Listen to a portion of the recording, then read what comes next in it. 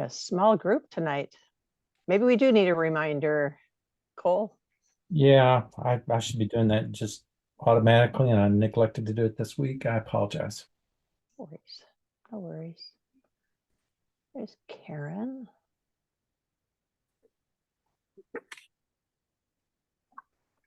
Hello, Kim and Mark.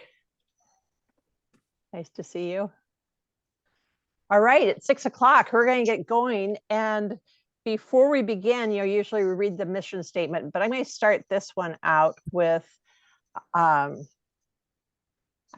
I guess I am going to do the mission statement. As proud Tillamook County Democrats, we support and elect Democrats who share and fight for the ideals, values, and policies that improve the lives of all Oregonians. We inspire and strive for civic engagement and provide access to and transparency in the political process at all levels. And that's our mission statement. So I see I'm calling the meeting to order, 6 o'clock. And we have our consent agenda.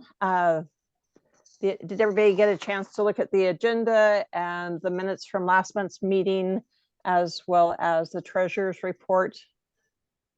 Let's hear it for treasurers. That's right. That's right. Would someone like to make a motion to approve the minutes, the consent agenda, excuse me? I'll make a motion to approve the consent agenda. Thank you, Susan. Someone will second.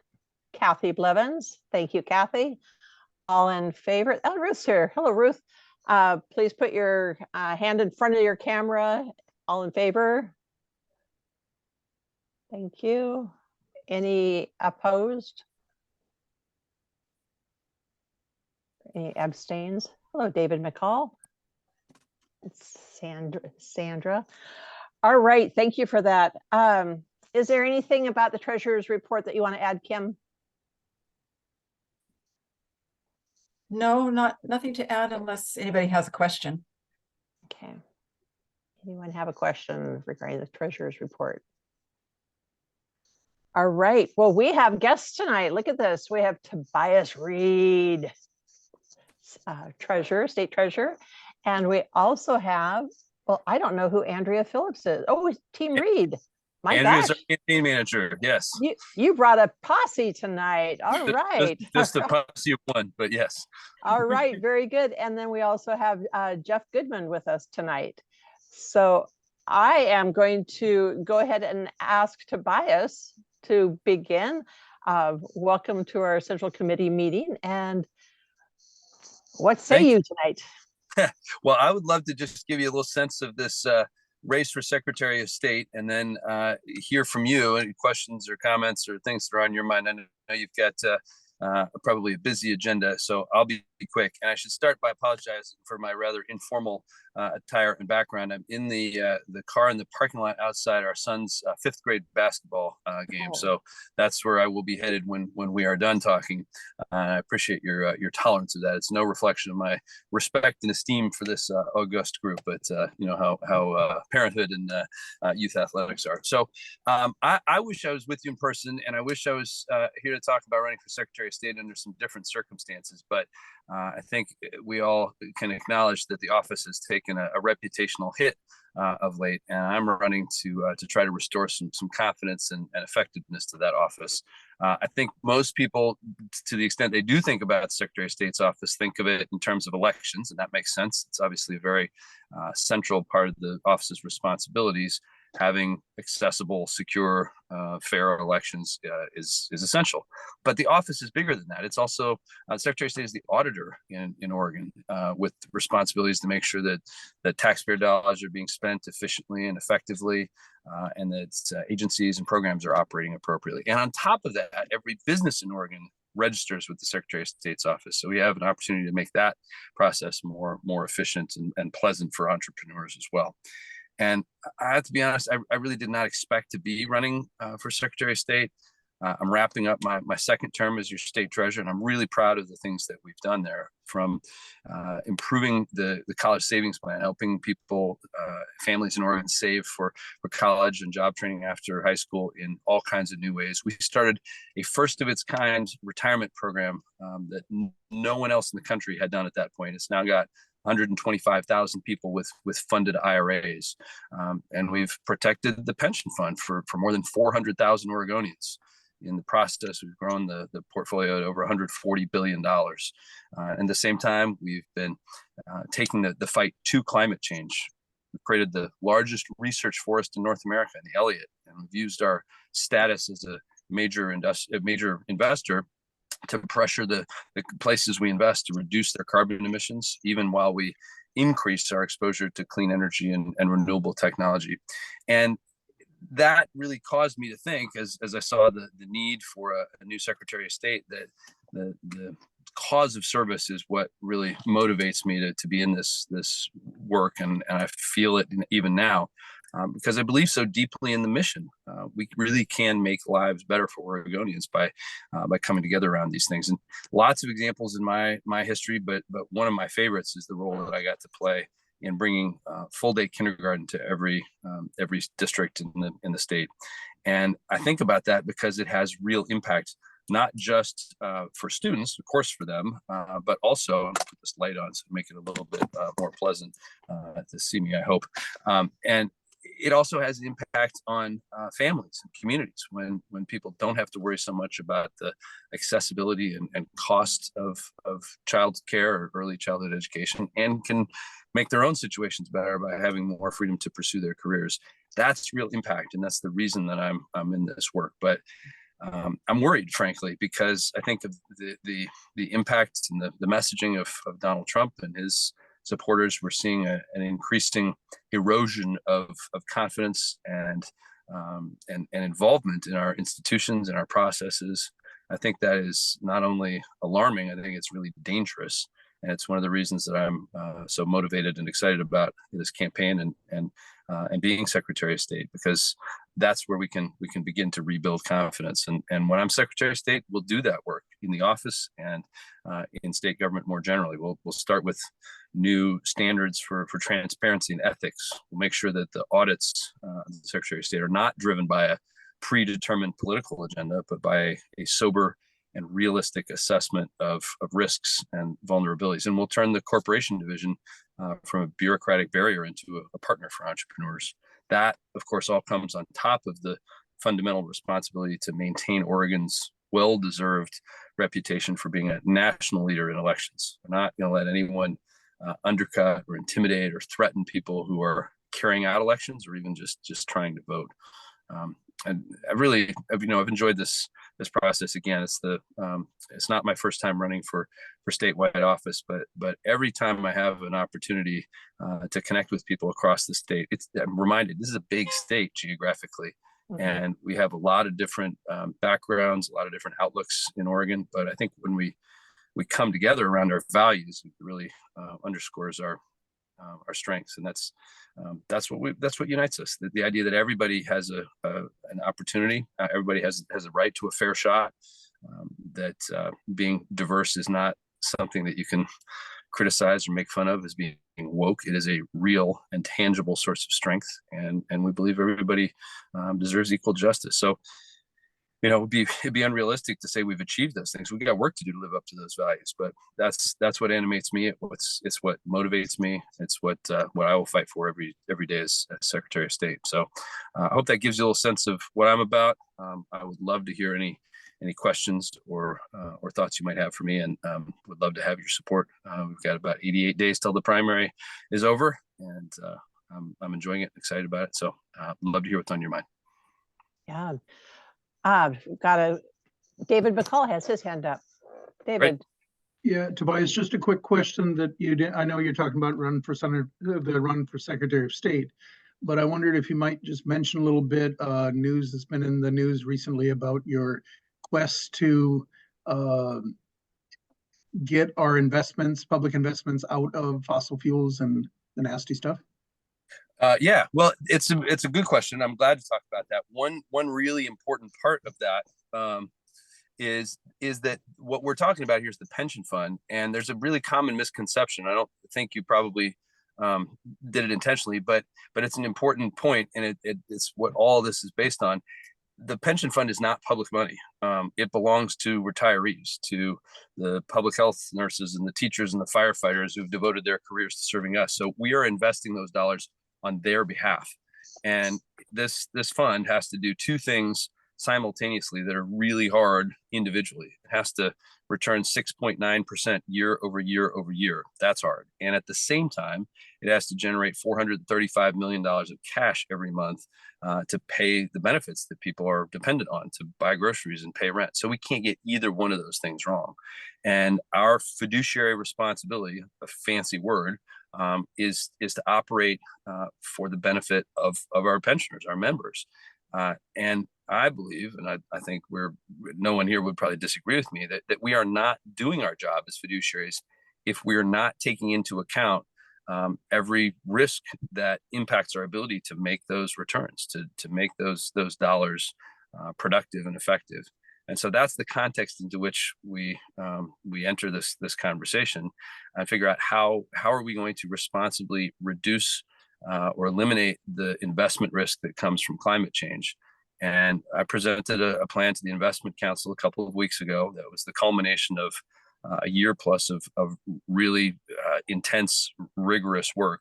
I could spend way more time than you have tonight talking about all the details, but the fundamental direction that we're going there is basically investing less in companies and funds and strategies that are exposed to that kind of risk, and investing more in the things that are reducing that risk, and in fact, are going to be successful because of the way they reduce emissions.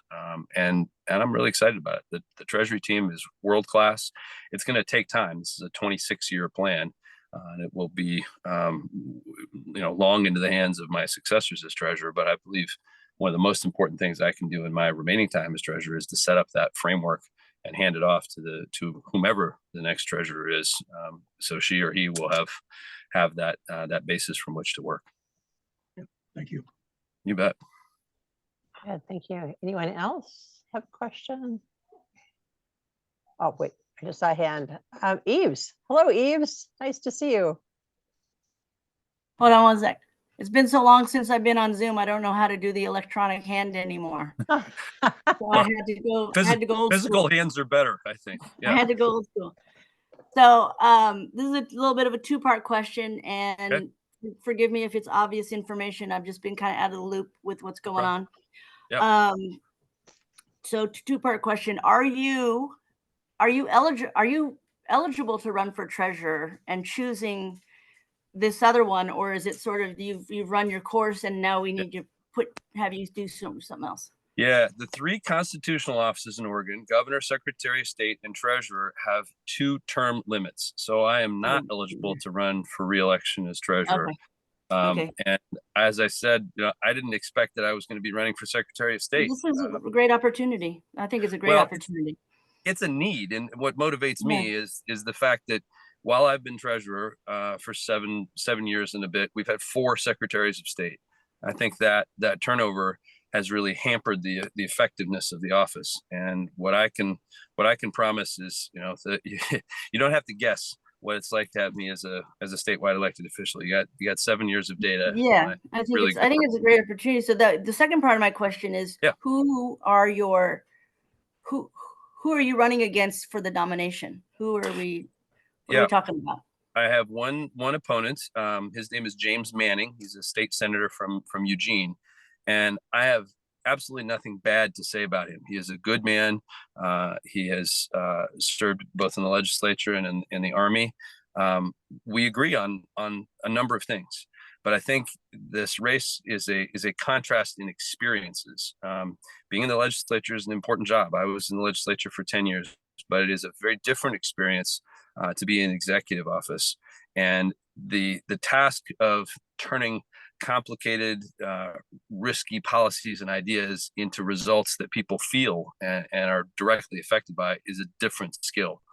managing and leading a state agency of hundreds of employees with no-fail missions that are important, that are risky, that are nuanced.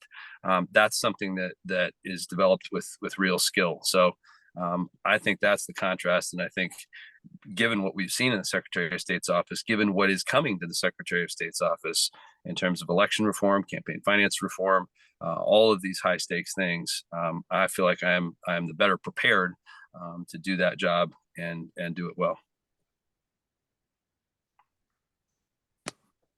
Very good. And I believe Kathy, I think Kathy's hand was up. Yep. Yeah, hi. Glad to see that you're running. Thank you. Since the Secretary of State oversees the elections, I just was looking for some information about the investigation into the fentanyl that was sent to an election office. I forget which county it was now. Unfortunately, it was more than one there, and I don't have a lot of specific information on investigation, but I think it is really emblematic of the danger and the seriousness we have to bring to those kinds of questions. I've been around the state now physically and in this form virtually, meeting with the county clerks. I think I'm up to 22 of the 36 now, and it has really been interesting because they are in such different situations in terms of physical setting, in terms of the infrastructure, in terms of the resources, the staffing levels that vary a lot across counties. It looks a lot different in Tillamook than it does in Washington County, than it does in Malheur and Wasco and Wheeler and all these different places. What is common amongst them is a really deep-seated and sincere commitment to getting things right. Some counties are doing signature verification by hand. Some are doing very highly sophisticated automated things. Some have purpose-built, sophisticated physical settings. Some are jammed into a corner of a courthouse or an old post office with single pane windows that's vulnerable to all kinds of things. And I think the Secretary of State's office has a really important role in being an advocate to make sure that these county clerks have the resources they need, that they are secure, that they have guidance, consistent guidance, and the ability to earn and retain people's confidence. We've done so much in Oregon to make it easy for people to vote, but people still have to choose to vote. And I think county clerks and the Secretary of State can present a really well-coordinated force to give people the confidence that will allow them to choose to vote. We're all better.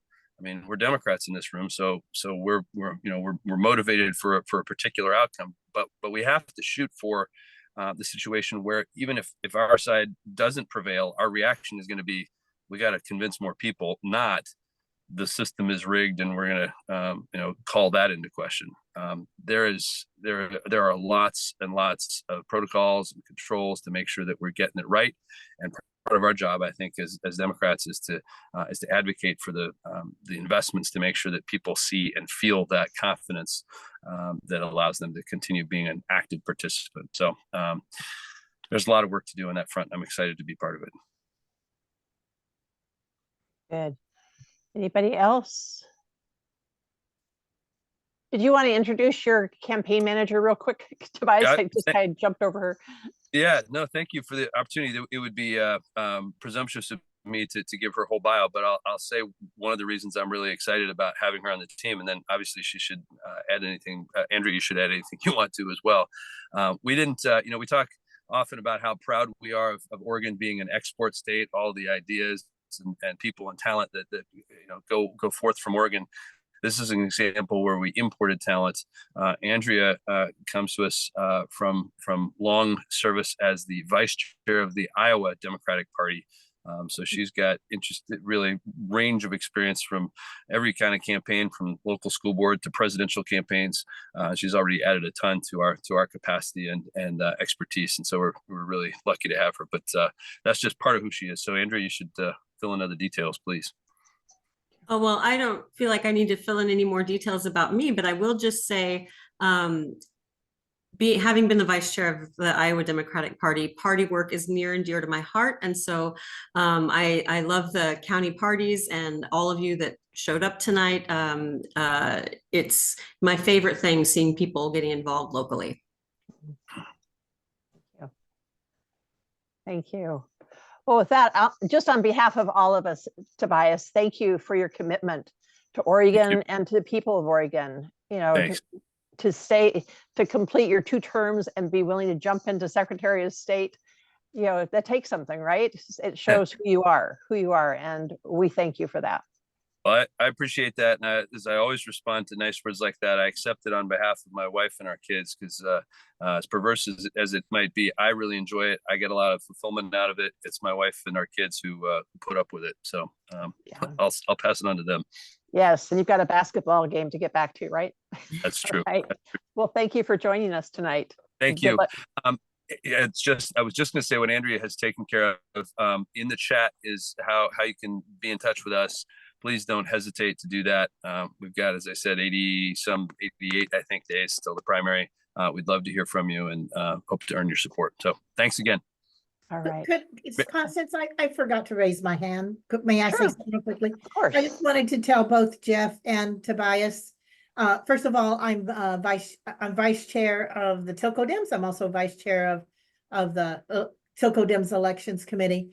And once the filing deadline is over in March, and if you two are the 2 Democrats that emerge, in that, we Democrats and TillcoDems work really hard for our Democrat candidates. And we put out a slate card that has people's names on it. And we canvass door to door, and we put ads in the local paper that we pay for. So I just want you to know that from the TillcoDems, should you emerge in the after March in a position where we can show support that early, we will be behind you. I have no doubt, Madam Vice Chair. Thank you. And I want to be with you. I want to come out and knock on those doors with you. I missed that, frankly. I served in the legislature for 5 terms, and I like that direct feedback you get on the door. It's harder to do at a statewide level. So hopefully we'll be able to come join you and do some of that together. Thank you. All right. Thank you. Thank you. All right. And where did he go? My screen's not showing everybody. I'm going to get back into the basketball game. Thanks, everybody. All right. Thank you. Nice to see you. Bye, Andrea. Jeff, do you have a few words for us tonight, or are you just hanging with us? Well, always a pleasure to hang with you. Thank you. I can offer a few words. I know we're a little behind on your agenda, so I won't take very much time at all. But first, thanks again for the opportunity to join you. I did last month at the coffee, which was enjoyable. I sent down some flyers on my platform and policy for going forward. It's also available on my website at jeffgudman.org. And I can also send more to you if you would like. But I did get some very good news a couple of days ago with respect to my campaign. The United Food and Commercial Workers Union has endorsed me. Very good. So I was very pleased about that. It's the first of what I hope will be many endorsements from the many organized groups in our state. And so the story behind that was it was enjoyable with the interviewing, and then I provided them with a copy of my platform statement. And one of the nice things they said to me when I was done with the interviewing, because I was telling them what I thought and why I thought it, and also I want to listen as much as I talk, or actually listen more than when I talk. And the chairs turned to me as I was leaving. He said, "Jeff, really appreciate your coming. We're not used to having elected officials be that honest." Oh. And so I was very pleased to hear that. Absolutely. Going forward, I'll address one of the questions that came up. There are 2 other people in this particular campaign. One has been in the race for a short while, and that is Senator Elizabeth Steiner. And then just today, Senator Jeff Golden from Ashland, announced that he's going to be filing apparently fairly soon also for the state treasurer's office. So I suspect there'll be lots of confusion with Two gentlemen, both with the same initials, JG. Yes, yes. And do you know, well, of course, you know their party affiliation?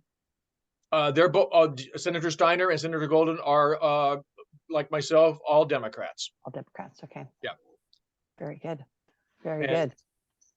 so with that, you know, as I said, I've been picking up a lot of endorsements. I'll share some of those with you, just in no particular order. Casey Hansen is the immediate past chair of the Democratic Party of Oregon. She's endorsed me. Matt Hennessy, who is the lead pastor at Vancouver Avenue First Baptist Church in Portland. It's the only church where Dr. Martin Luther King preached at when he came to Oregon. He's endorsed me on a personal basis. Willie Levinson, who is the head of Human Access Project to get more people being able to get access to the Willamette River, has endorsed me. George Carrillo, Hector Hinojosa. George was a candidate for governor 2 years ago. Hector Hinojosa is a co-founder of the Virginia Garcia Medical Clinic in Hillsborough and in Woodburn. Both have endorsed me again on individual basis.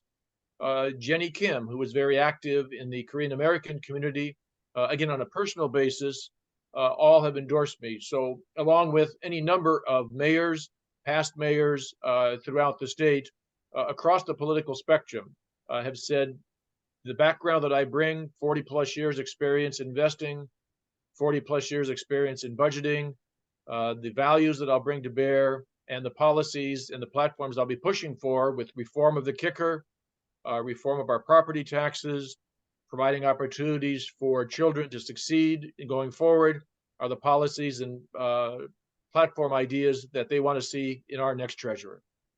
Yeah, yeah, very good. And I just really hear a lot of people with in diversity that you speak to diversity. So thank you for that. Thank Certainly. you. Thank you. I believe Kathy has had her hand up first. Kathy, go ahead.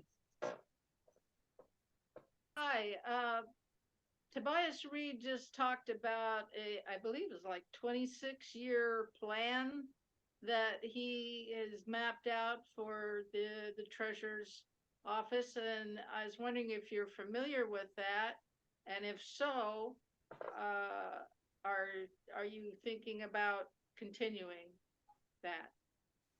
I'll give a three-part answer. One, I am familiar with it. I was present at the Oregon Investment Council meeting when the plan was presented. So yes, familiar with it. Two, will I keep the framework going forward? Absolutely. If anything, I would want to accelerate it. And number three, I've spent close to the almost 15 years now attending the Oregon Investment Council meetings, attending the PERS board meetings, and for several years attending the 529 and the Oregon Saves programs. I'm at those meetings, and so I'm ready to go from day one because of familiarity with all the different parts that the treasurer has. Good, thank you for the question. Thank you for the question. Thank you. Mary. Yes, Jeff, I think I heard you say at the very beginning that you had the United Food and Commercial Workers endorsement. Yes. That's an extremely tough endorsement to get. There are a lot of good benefits that come with it because they throw their full support behind their candidate, but it's still a tough endorsement to get. You mentioned that they spoke to your honesty. What else was it about your background experiences that earned you that really tough endorsement? Thank you for that. I didn't realize that they had a reputation for being tough. I just went in and said, here's what I think, and here's why I think it, because I wanted to treat them as intelligent people. But I think there were two reasons for it. Number one, after any question that I was asked by any member of the table when I was being interviewed, when I finished answering the question, I said, did I answer the question for you? I didn't want to dodge. Number two, I think they recognize that it's important to have somebody who has the depth and breadth of experience that I have as treasurer. I think it's very important, and I'll go a little wonky on you on this, and I'll apologize in advance.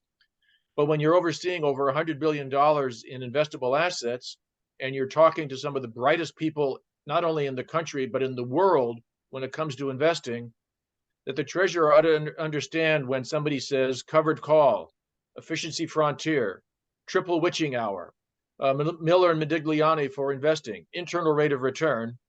I'll stop putting you all to sleep with that. But those words and that language, that's my sandbox. I've spent 45 years doing that. And 3, they understood that I prepared myself to serve because I've been attending these meetings for a number of years. I'm not interested in any other office. I want to serve 8 years as treasurer, and then I'm going to come back and tend to my garden. Wonderful. Anyone else? Oh, Eves, I see your hand coming up. I Please. still haven't figured out the other thing. Do you think there's going to be a debate with you and the other candidates at some time before the primary? I certainly hope so. Me too. I'm willing to debate the other two other candidates anytime, anywhere. And in my perfect ideal world, because I've been in Oregon all of my life, I'm going to digress for just a moment. When I graduated from business school, the Wharton Business School, with my MBA, I had the opportunity to work anywhere else in the country. I wanted to come back to Oregon. It's a state I love. I also wanted to have an adult relationship with my parents, and I did that for 25 years, and I would not have traded that for anything. Just, for obvious reasons. So the strengths that I'm going to bring, I lost my train of thought on the question there again. Can you just repeat it? I apologize. Is there any planned debates? And you were saying yes. The debates, yes. I'm old enough to remember when Bob Straub and Tom McCall went around the state together, even though one was a Republican, one was a Democrat, and they'd debate in front of any group around the state, in any city and town and community. I want to go on that same basis. If I'll travel around the state with my other 2 opponents in this race, have the debate, then go out for dinner afterwards, and then go on to the next place we're going to debate. And I anticipate doing that. If I'm fortunate enough to be elected in May as the nominee, I would extend that same invitation to whoever the Republican is to go about the state and debate, because I think Oregonians deserve that, seeing people having the debate and then make up their minds as to who they think's best for the position. Very good. Thank you. Let me take a quick look again. Anyone else have a final question? All right. Well, thank you again for joining us tonight. It's good to see you. And it's always love to hear what you have to say. Thank you. Thank you. I'll put in my chat room my email address. And as I said, if you want more of my flyers to come down, I think I'm pretty proud of it. It's a 6-page platform and policy statement that no candidate for treasurer has ever done before. And it lays out where I want to go going forward. I'm looking forward, not looking back. And you had sent some of those to, who did you send those? Did Cole? I've got them. I haven't quite figured out how to distribute them, but yes, you sent them to me successfully, Jeff. Thank you. Oh, good. Okay. And if you need more, just give a holler or send a carrier pigeon. Okay, very good. Okay, again, have a great evening. Thank you. And you're more than welcome to stay with us if you'd like. I will stay for a while. The old saying goes, I've got 2 ears and 1 mouth, and I should use them in that proportion. Very good. Thank you, Jeff. Thank you. So we are going to go on to committee reports. And we do have the link that you can go in and see what's happening in the different committees. You're welcome to do that. Susan, did you want to give any announcements about the events committee? Anything? Did you want to update anybody with anything? Just that April 20 and 21 is the Home and Garden Show, and I'll look through and see who our experienced workers are and start there. I don't expect it to be difficult to find workers. It's a fun event for us. And if anyone would like to donate something to have for a drawing, we're up for it. Just let me know. Great. Thank you. Thank you. And then Stephen, Legislative Committee. Thank you. Of course, we all drafted, or we all finalized that ceasefire resolution. That was great. We just had our committee a few days back, and we're going through the impact of Measure 110 and looking through House bills that are in the works that we either want to vote no on, and some that we're looking at the viability of. That would be like House Bill 4139.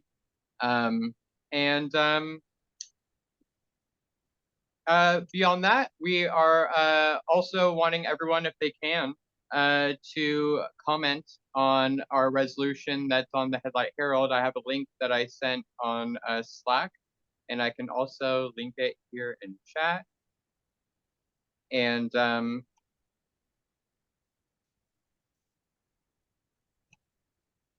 if we all took a quick second just to click on that and do it, would we shut the process down? Would it cause a havoc? I don't know. Do it in your own time, right? Okay. So yeah, we're also sending other intel out to our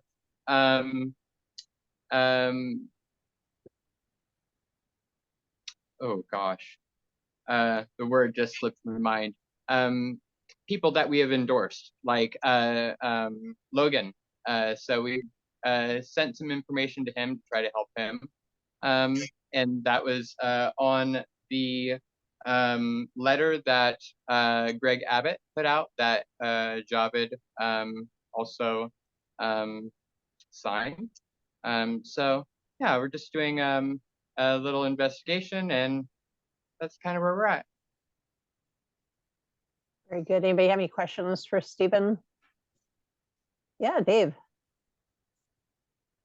You're muted, Dave. How about now? You're good. All right.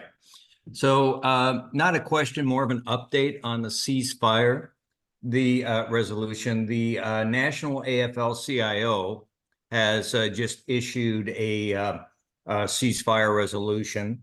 And it's also a ceasefire resolution has also been endorsed by the United Auto Workers, the American Postal Workers, United Electrical Workers, SEIU, and the American Federation of Teachers. Very good. But we started it, yes? Yeah, sure we did. Stephen and Helena. Excellent. All right. Thank you. Mary, elections. Oh, excuse me. Did you have something, Eves? Go ahead. You're muted, Eve. I know. I had to find the button. I'm just curious. The gentleman who just spoke, did the committee report. I'm just curious why endorsements are being made before the deadline's even closed. Like there might be other candidates that you might want to consider to endorse, and it sounds like endorsements are already being made by the TillcoDems. Is that accurate? No, I don't think we've had any endorsements, but but you just said you endorsed Logan, or were you just sending him the questionnaire? No, so I hadn't seen anyone else that had gone to run against Javed yet. So I was just giving one of our other PCP's information for his campaign. So there's no official endorsements yet being made by the TillcoDems. At least we're going to wait until the closing deadline for filing to even discuss it. Is that accurate? I presume that's correct. All right, cool. Thank you. Thank you for asking the question, Eves. Okay, Susan. I don't think this question is specifically for Stephen, but are we moving forward with considering adding a statement to our values regarding the portion of the text that we removed from the resolution we passed regarding the ceasefire? Regarding policies for the United States providing weaponry with regard to the loss of human life. I mean, we talked a little bit about it at the end of that meeting where we voted on the resolution about trying to add that to our general values. Is somebody working on that? Yeah, Kim, do you want to address that? Yeah, the communications committee at our last meeting agreed that we need to establish an additional value that has to do with international peace and security. And so in the newsletter, we put out our first little mention of that and asking people to send us their thoughts and ideas about what should go into that value statement. So we're working on it. Yes. Thank you, Kim. Yeah. Very good. Anything else for Stephen? Mary. Constance? I just wanted to follow up a little bit on what Stephen said and let everybody know that we have sent the ceasefire resolution to the Pioneer, Headlight Herald, PC Sun, and the Daily Astorian, to President Biden, Wyden, Merkley, Bonamici, and the only person we still have to send it to at this point is Governor Kotek. And we will do that. Very good. Thank you. Well done. Well done. Mary, you want to give us a little update on the election? Yeah. Oh, excuse me. Kathy has a question. Yeah, since it was mentioned, Senator Merkley voted against the bill that just it passed, and I think that's probably was an agreement that he knew that it was going to pass and didn't need his vote, and so his no vote was a kind of a protest vote for the Palestinian problems. And but I mean, it's still, that still really rankled me that he sent a message that he was against the Ukraine part by voting no. And that helps put doubt as to how much the Democrats are for Ukraine aid, and certainly doesn't make Ukraine's problems any better. So I'm gonna write him a letter, but I was wondering if anybody else feels the same way. Eve says yes. Nodding her head.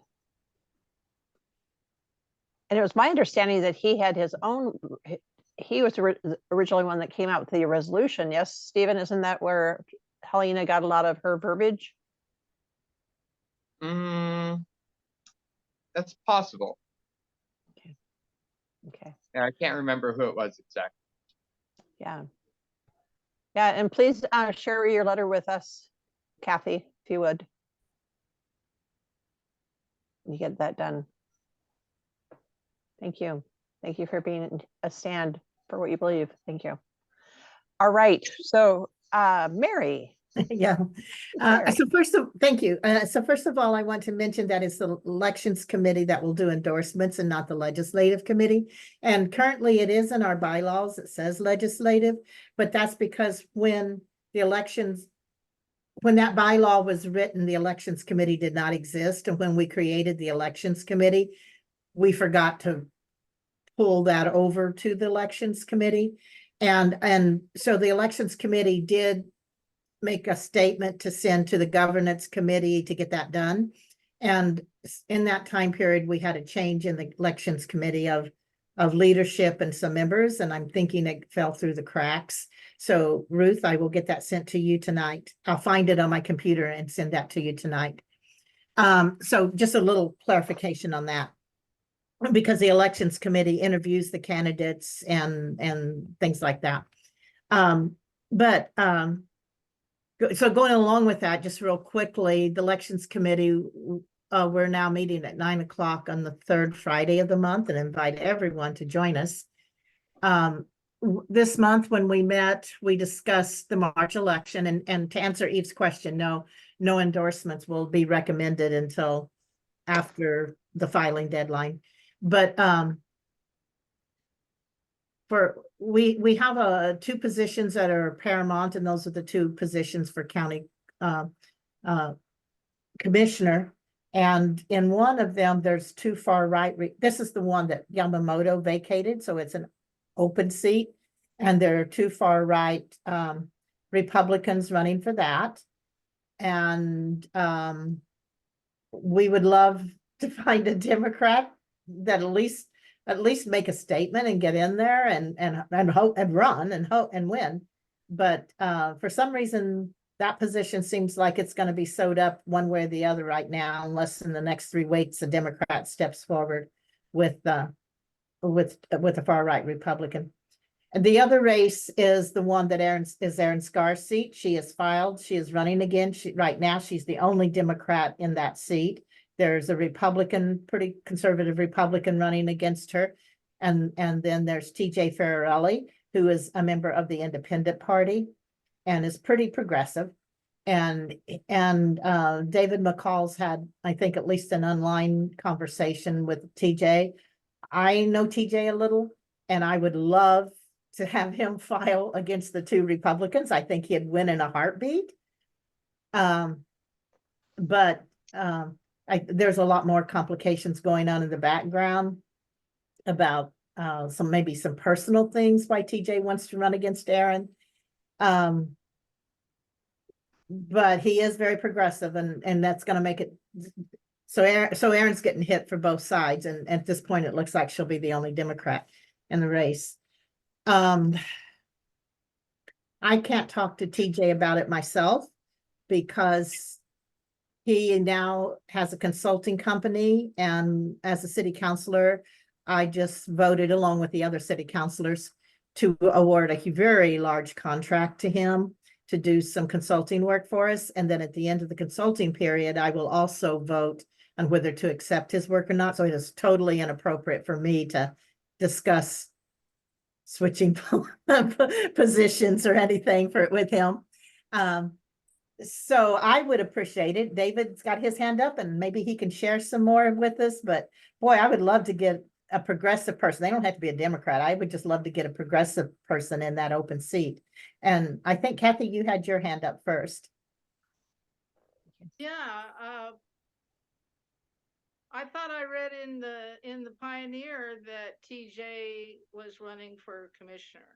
He is. Did I not say commissioner? Oh, you did. What did I say? Sorry. No, you said commissioner. Oh, okay. Okay, so now what else I was gonna say? Well, never mind. You can ask me later. You can even text me or call me or email me, Kathy. David, I think you were next. Yeah, I just want to ask clarification about TJ. You said that he's now an independent. Yes. Previously he was a PCP, was he not? No, With us? That's kind of a sad story. he had applied to be, he had turned in the paperwork to be a PCP, and we missed the box that asks, you must be a Democrat. He didn't check the box. And so then when we voted him in, we were actually notified by the Tillamook County that he was not a Democrat. And so yeah, we had to withdraw. So he actually never became a PCP. He did apply, and we were in the process of probably considering it, had not the county clerk caught it first. But no, he's not he has a very high Dem Party support score, but he's not. Okay, my recollection was that we actually voted him in as a PCP, and that's why I was surprised to hear you say that he was not, but so, okay, that's good. I'm not gonna, so I was very surprised when TJ reached out to me and told me he was running for commissioner against Aaron. That's why I sent, a message saying, how did you decide to run for position 1, not position 2? Yeah. I was disappointed in his answer because he didn't really say anything. I guess he might be a good politician. Some of us. But so it's my personal conviction, the way I read the tea leaves, that he's grinding an axe. He's got an old workplace grudge that has caused him to run against Aaron. And that's the long and the short of it. And that's why he wouldn't run for the other position, because all he wants to do is cause Aaron some grief. That is what the word is that is filtered down to me. And yeah, but I totally agree that it would be really good to have someone run for position 2. Yeah. Against, one whack job and a wackier job. But I'm not that person, so find somebody else. So in case anybody wants to know, the policy for the DPO, Democrat Party of Oregon, is that if a Democrat's running, we can't support someone who's not a Democrat. But if it would be a seat like position 2, like David just said, where there was maybe an independent like TJ and then 2 Republicans and no Democrat in that race, then we could pick somebody else to support. So like I said, in that position, it doesn't necessarily have to be a Democrat, but it scares me to have, how did David describe it? A whack job and a wackier job. Yes, that scares me. We need at least a moderate person in there. Eves? So this is really just a comment, and I may not even be authorized to comment on this, but I'm going to do it anyway. I really feel that endorsements should be made by the body. It should be a vote by the body, not by any committee, and that the elections committee was designed to work to get people elected, not to decide who we endorse. So the PC, I can clarify, because I probably said that I kind of probably shut off part of the conversation I should have had, Eves. So the PCPs do make the endorsement. And and when I said the elections committee recommends, what we do is we interview the candidates. We have a written application for them. Not every candidate even if they're a Democrat, not every candidate wants our endorsement. So we contact the ones that do, and we put all the paperwork and the interviews together, and then we send it to the PCPs, the Central Committee. And we invite all of the candidates who are seeking our endorsement to come and speak for about 3 minutes to the PCPs. So it's a very thorough process, and I just kind of cut that off and didn't say all that stuff. Sorry. All right. Very good. Constance, I don't know how long you want to keep going with this, or if we want to have the discussion maybe at the end offline or something, but. Yeah, let's have Dave ask the final question and then we'll move on. Thank you. Yeah, just a quick one. You stated that the meeting was at 9 on the 3rd Friday of the month. I'm assuming that's 9 a.m.? Yes. Thank you. We're all old, Dave. We can't stay up past 9. There you go. There you go. Okay, we're going to move on. Old business PCP filing deadline again is March 12th. Please be talking to your friends and neighbors and family if anyone is interested in filing as a PCP or refiling. Have you contacted everybody now, Mary? I have just a few people to contact about filing, and then I'm going to go back through the list and recontact a second time all the people who said they would file but haven't. Okay, very good. Eve, did you have something? Yeah, I was wondering if there was a membership committee anymore, and if so, who was the chair? There is a membership committee. I'm You're the the chair. chair. I'm the chair, and I need help. I need help if you want to jump on board, Miss Eves. We'll talk. And also, I want you to encourage your friends and family and neighbors to check their voter registration. And By the way, Eves is an amazing PCP recruiter. I'll just put my plug in there. I'm sure she is. I'm sure she is. Very good. I wanted to let you know our April meeting, Central Committee meeting is going to be in person with a hybrid option. And so I just think it's critical that with this election season coming up, that we start being together, gathering together as much as possible. We don't have a location yet, but that will be happening on the April 27th, I believe, meeting. Let's see, what else? That's all I have. Susan. You had asked would I check with the Tillamook County Extension Office. I did do that. There's only one person who can talk about it, and she is out ill. And so I will continue to check. When she's well, I will let you know the answer. Super. Thanks for that follow-up, Susan. Kathy. Yeah, on this hybrid meeting that we're going to have, so far, all of my experiences with hybrid meetings has not been good at all. One that we had when we had the storefront Office, the office, yes. That was terrible. I had to just leave because I could not hear. And so I would humbly suggest that if we have a hybrid meeting, that we have some rules. The problem comes up is when more than one person is talking. I agree. And if we had a microphone that we could hand off so that everybody uses a microphone that is talking, and since they have the microphone, nobody else is supposed to talk. Yeah, and hopefully that'll work. I totally agree. And I think that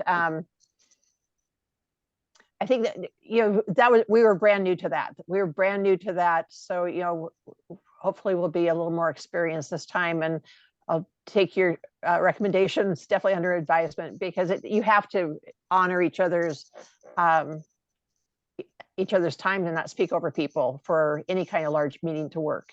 And hopefully, if any of you have you know, trouble getting transportation to and from the meeting, I'm hoping that we can set up carpools or something so that we can get people there by the end of April. You know, 6 o'clock, it should still be daylight time, you know, maybe a little bit of darkness, but we're going to really encourage people to support each other of getting there.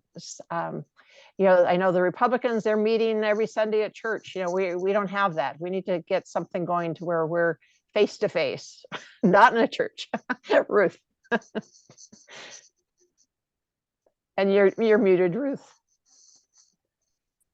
You mentioned April 27th. It's going to be April 25th. So I'm assuming that the March meeting is not going to be a hybrid meeting.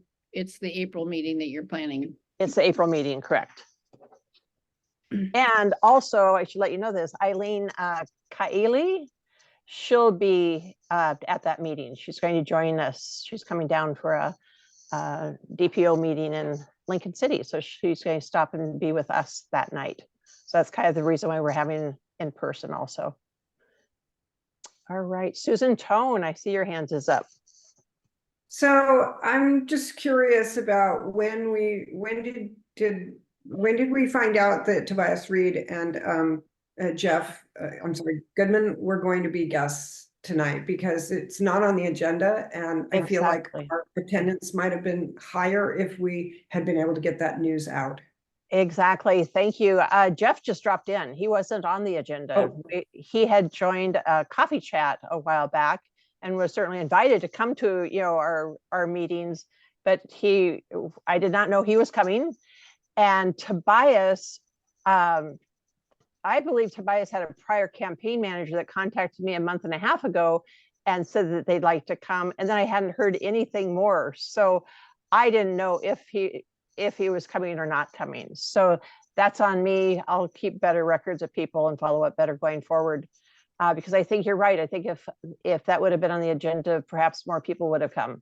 Especially when they're candidates. So Absolutely. I mean, maybe not for every kind of speaker, but I think for candidates, it's especially a draw. I totally agree. And, you know, this meeting is for the PCPs, right? It's for us to discuss things. What would you like to have these meetings be? You know, do you want guest speakers at every meeting? What would you like to see being PCPs? How could this be the best resource for you? Anybody? No, that's good. Kathy. Kathy, you're being so good about putting that hand up. I'm really speaking up here. You do, thank you. I would like more informational type speakers.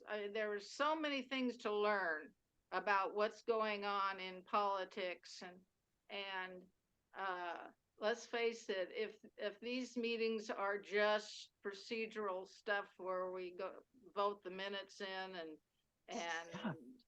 you know, it's You got better things to do, not right? a whole lot to show up for. So I get it. yeah, I would like, you know, and it could be short because I certainly don't like a long meeting either. So Mhm. but you know, we had a few suggestions a while back as far as speakers or topics to discuss, and I'd like to get some informational type. Okay. And Kathy, if you remember any of those topics or speakers, would you send me a email or a list, because it's gone out of my existence. Okay. All right. Thank you. And I don't ever want you to not speak up. So thank you. Thank you. I've got the mute button. I can always mute you. Mary? I was just going to agree with Kathy. In the past, we've had locally informational speakers sometimes, and it might be good to cycle them back because it's been a few years, but like Tassie O'Neill, and this is a timely one for the elections. Tassie O'Neill came to us and spoke about election integrity in Tillamook County and how she manages that. We could invite the new county clerk to do that. And it was just, you know, short. They spoke for 15 minutes. It wasn't drawn out, but they were always like timely to something that we needed to know, if I remember correctly. Good. Thank you. Anybody else have anything on the top of comes to you? Yeah, Eves. I'm speaking up a lot today too. You are. Speaking of the new county clerk, it would be great to invite her, but also it'd be really great if we could find a candidate to run against her. She's a Republican, so I would love us to do more candidate recruitment. I would love for us to try harder to say, you know, to not let so many elections go by unchallenged. It's rampant in the county. People hold seats 12, 15 years, never challenged. And part of that is because we just don't really find a candidate and say, we'll support you and we'll help you. We don't give voters another option.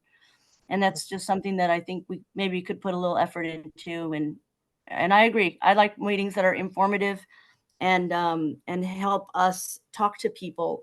It's really hard to talk to voters when, you know, it's just a mess of information, and it's got to be more than vote for them there because they're a Democrat. It's got to be more. We need more information. So I would love to do a lot of that kind of stuff if possible. Great. Thank you, Eves. Anybody else? No. David, you must have something. What did you love about a past meeting? David, do you hear me? I think he's frozen. Oh, I thought you were talking to David McCall. the other. As a long-term Democrat in this arena and being a past chair and all, what are your best meetings that? Well, you no, think I mean, about?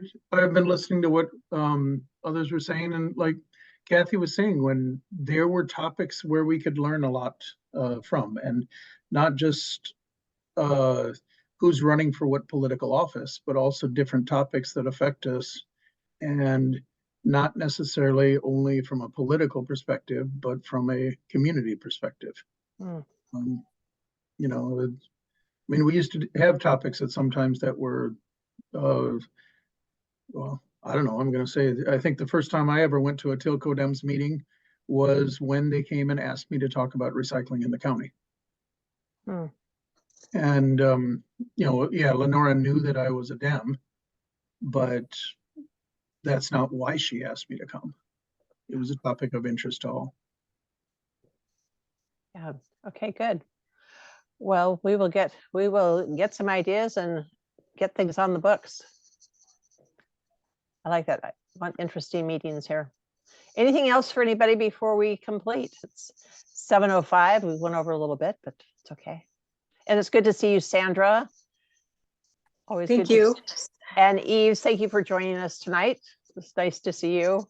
And Can David, I just always. make one comment, Constance? Of course. Following up on the issue of new and important topics that we might want to consider. If we have topics, should we just go ahead and email those to you? Please do. Okay. Yeah. And I would encourage others to do that too, if you have topics that you're interested in.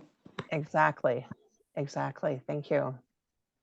Thank you. Well, with that, we are adjourned until next month. Thanks. Please come to committee meetings. They're all on the calendar. Come join us. All right. Bye, y'all. Bye. Night, everyone.